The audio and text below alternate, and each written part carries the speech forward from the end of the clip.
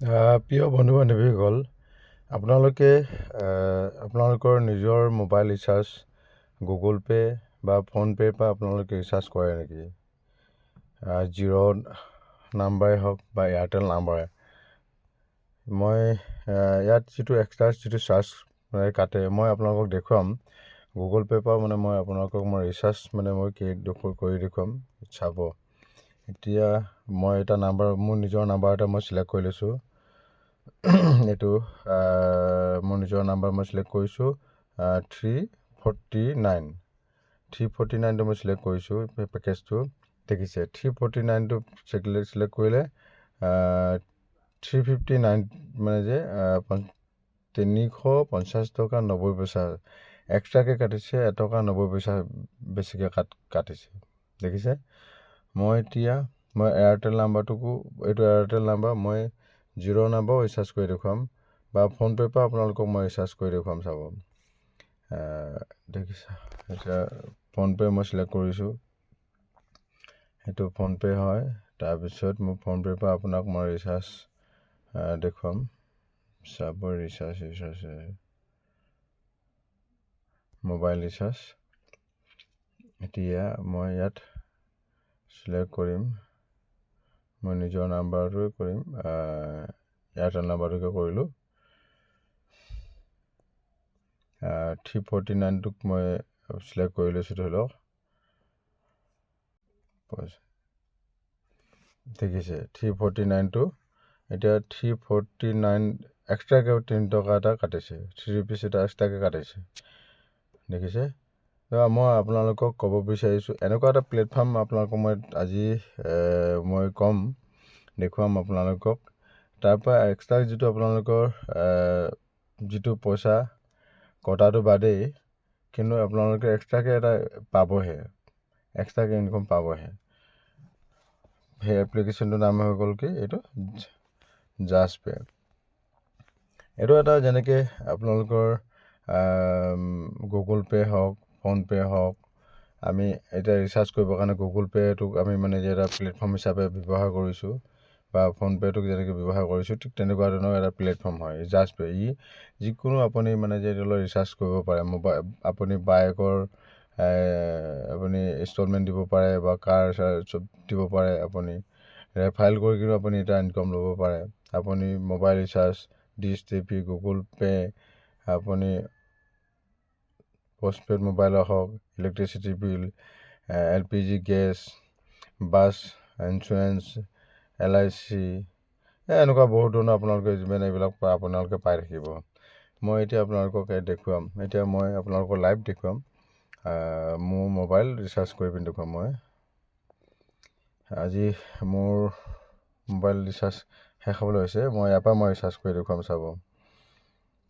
প্ৰথমতে মই মোৰ জিৰ' নাম্বাৰটো মই ৰিচাৰ্জ কৰিম। যিটো নাম্বাৰ এতিয়া মই চলাই আছোঁ, সেইটো নাম্বাৰ ৰিচাৰ্জ কৰিম, চাব।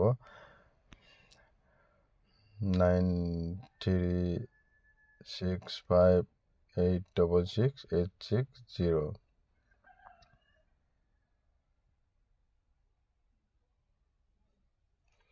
9365866860।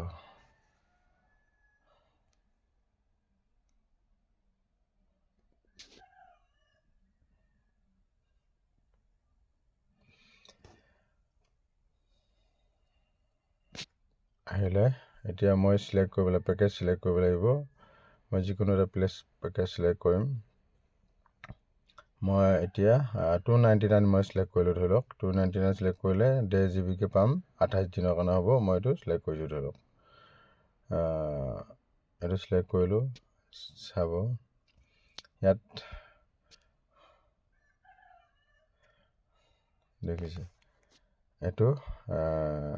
এইটো পেকেজ 299। মই ইয়াত প্ৰচেছটো ইয়াত দেখিলে,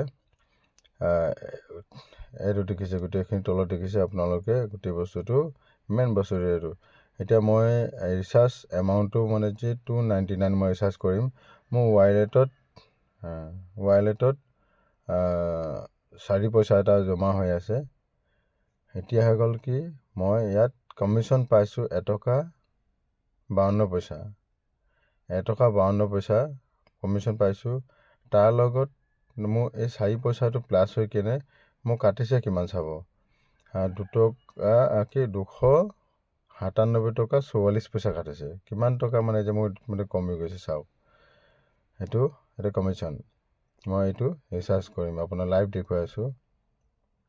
এতিয়া মই গুগল পে', ফোনপে', পে'টিএম যিকোনো মই ইউজ কৰিব পাৰোঁ। মই ফোনপে' পৰা ইউজ কৰিলোঁ, ধৰক পে' নাও কৰি দিলোঁ, প্ৰচেচিঙত আছে।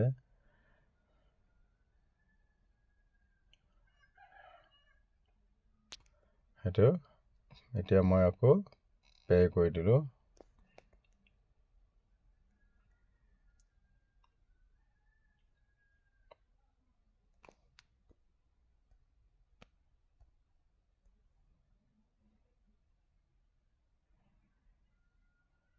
ছাকচেছ হৈ গ'ল। অলপ সময় এনেকৈ প্ৰচেছ হৈ থাকিব, আপোনালোকে চিন্তা কৰিব নালাগে। সেইটো বেংকৰ পৰা গুচি গ'ল।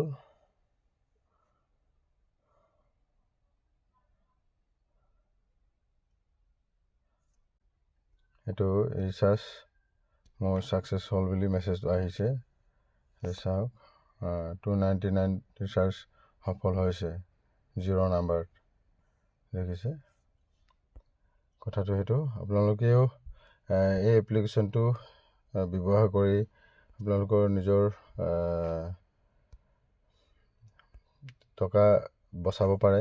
লগতে আপোনালোকে ইয়াত আৰু এটা আছে, এনেকৈ যদি আপোনাৰ লগ বন্ধু আছে, আপোনালোকৰ লগ বন্ধুৰ লগতো আপোনালোকে যদি এপ্লিকেশ্যনটো শ্বেয়াৰ কৰে, যদি তেখেতলোকে যদি এপ্লিকেশ্যনটো যদি ব্যৱহাৰ কৰে, কিন্তু তেখেতলোকৰ পৰাও আপোনালোকে এটা ইনকম পাব। লিংকটো আপোনালোকক দি দিম, আপোনালোকে সেই লিংকটোৰ যোগেদি আপোনালোকে